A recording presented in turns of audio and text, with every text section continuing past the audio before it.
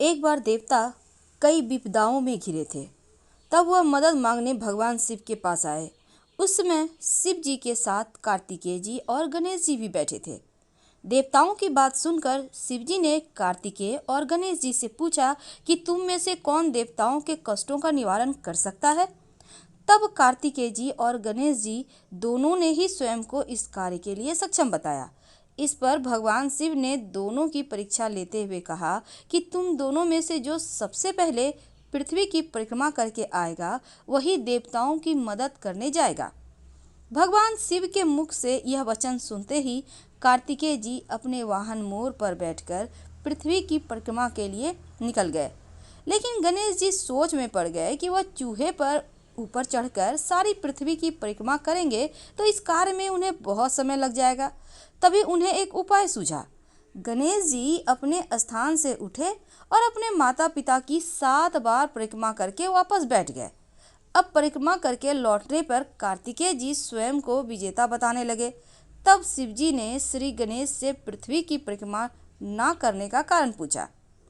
गणेश जी कहते हैं कि माता पिता के चरणों में ही समस्त लोक है। यह सुनकर भगवान शिव ने गणेश जी को देवताओं के संकट दूर करने की आज्ञा दी। इस तरह से भगवान शिव ने गणेश जी को आशीर्वाद दिया कि चतुर्थी के दिन जो तुम्हारा पूजन करेगा, रात में चंद्रमा को अर्घ्य देगा, उसके तीनों ताप यानी दैहिक, दैविक, भौतिक दूर हो जाएंगे। इस व्रत को करने से व्रतधारी के सभी तरह के मनोकामनाएं पूर्ण होंगे, उनके दुख दूर होंगे, उनके जीवन में भौतिक सुखों की प्राप्ति होगी और चारों तरफ से मनुष्य की सुख समृद्धि बढ़ेगी। पुत्र पौत्र आदि धन ऐश्वर्य की कमी नहीं रहेगी। एक और कथा आती है गणेश चतुर्थी के दिन। एक समय की बात है कि राजा हरिश्चंद्र के राज्य में एक कुम्हार था। वह मिट्टी के बर्तन बनाता लेकिन वे कच्चे रह जाते। एक पुजारी की सलाह पर उसने इस समस्या को दूर करने के लिए एक छोटे बालक को मिट्टी के बर्तनों के साथ आग में डाल दिया। उस दिन संकष्टी चतुर्थी का दिन था। उस बच्चे की माँ अपने बेटे के लिए परेशान थी। उसने गणेश जी से बेटे की कुशलता की प्रार्थना की। दूसरे दिन जब कुम्हार ने सुबह उठकर देखा तो आवा में उसके बर्तन तो पक गए थे लेकिन बच्चे का बाल भी बाका नहीं हुआ। अब वह डर गया और राजा के दरबार में जाकर सारी घटना बता दी। इसके बाद राजा ने उस बच्चे और उसकी माँ को बुलवाया तो माँ ने सभी तरह के विघ्न को दूर करने वाली संकष्टी चतुर्थी का वर्णन किया। इस घटना के बाद से महिलाएं संतान और परिवार के सौभाग्य के लिए संकट चौथ का व्रत रखने लगी। एक तीसरी कहानी भी आती है। एक समय की बात है कि भगवान विष्णु का विवाह लक्ष्मी जी के साथ निश्चित हो गया। विवाह की तैयारी होने लगी। सभी देवताओं को निमंत्रण भेजे गए लेकिन गणेश जी को निमंत्रण नहीं दिया गया। अब भगवान विष्णु की बारात जाने का समय आ गया। सभी देवता अपनी पत्नियों के साथ विवाह समारोह में आए। सब ने देखा कि गणेश जी कहीं नहीं हैं। तब वे आपस में चर्चा करने लगे कि क्या गणेश जी को न्योता नहीं दिया गया या स्वयं गणेश जी ही नहीं आए। सभी को इस बात पर आश्चर्य होने लगा। तभी सबने विचार किया कि विष्णु भगवान से इसका कारण पूछा जाए। भगवान विष्णु से कारण पूछने पर उन्होंने कहा कि हमने गणेश जी के पिता भोलेनाथ महादेव को न्योता भेजा है। यदि गणेश जी अपने पिता के साथ आना चाहते हैं तो आ जाते। अलग से न्योता देने की क्या आवश्यकता है।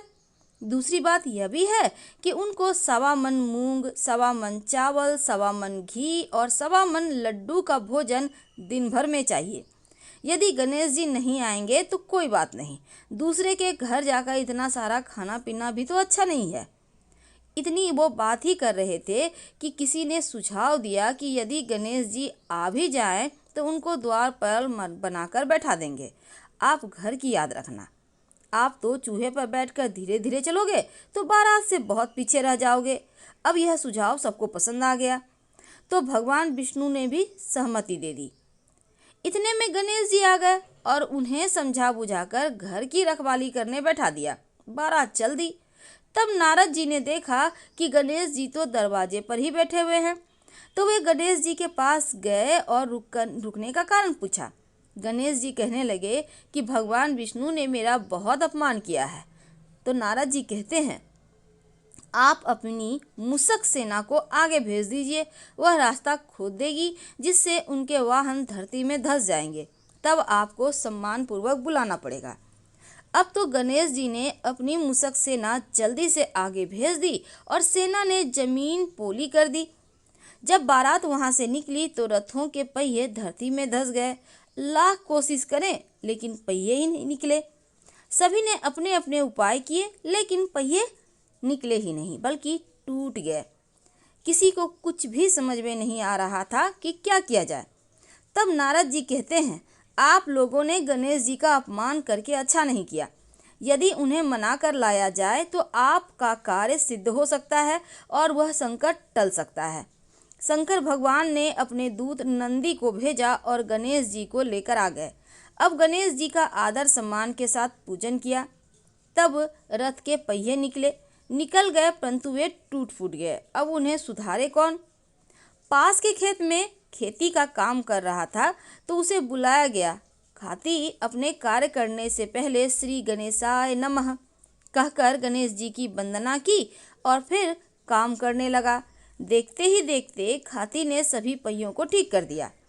तब खाती कहने लगा कि हे देवताओं, आपने सर्वप्रथम गणेश जी को नहीं मनाया होगा और ना ही उनकी पूजा की होगी, इसीलिए तो आपके साथ यह संकट आया है। हम तो मूर्ख अज्ञानी हैं, फिर भी पहले गणेश जी को पूजते हैं, उनका ध्यान करते हैं, और आप लोग तो देवतागण हैं, फिर भी गणेश जी को कैसे भूल गए?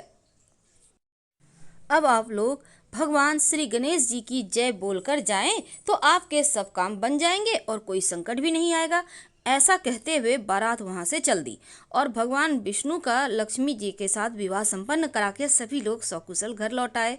हे गणेश जी महाराज, आप विष्णु भगवान को जैसो कारज सारियो ऐसो कारज सबको सिद्ध करजो, बोलो गजानन भगवान की जय। एक और कहानी आती है भगवान गणेश जी की। चतुर्थी व्रत की पौराणिक कथा है ये।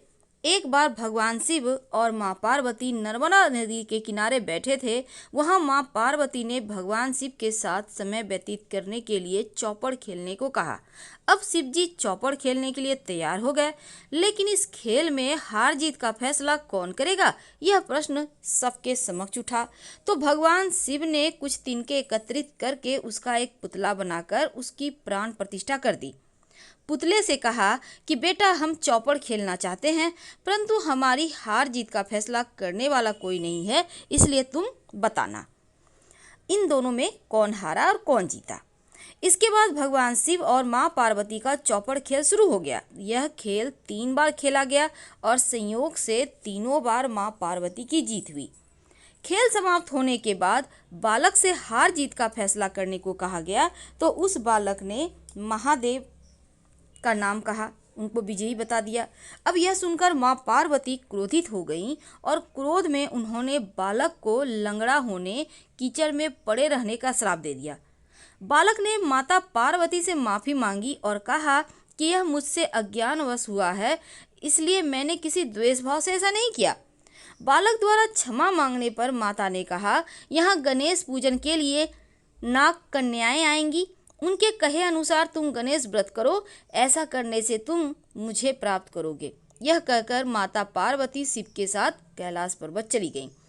1 वर्ष के बाद उस स्थान पर नाग कन्याएं आई। तब नाग कन्याओं ने श्री गणेश व्रत का विधि मालूम करने के लिए उस बालक ने 21 दिन लगातार गणेश जी का व्रत किया। उसकी श्रद्धा से गणेश जी प्रसन्न हुए। उन्होंने बालक को मनोवांछित फल मांगने को कहा। तब बालक कहता है, हे विनायक, मुझ में इतनी शक्ति दीजिए कि मैं अपने पैरों से चलकर अपने माता पिता के साथ कैलाश पर्वत पर पहुंच सकूं और वे यह देख प्रसन्न हो। तब बालक को वरदान देकर भगवान श्री गणेश अंतर्ध्यान हो गए। इसके बाद वह बालक कैलाश पर्वत पहुंच गया। कैलाश पर्वत पर पहुंचने की अपनी कथा उन्होंने भगवान शिव को सुनाई। चौपड़ वाले दिन से माँ पार्वती शिव जी से विमुख हो गई थी, इसलिए देवी के रुष्ट होने पर भगवान शिव ने बालक के बताए अनुसार 21 दिनों तक श्री गणेश जी का व्रत किया।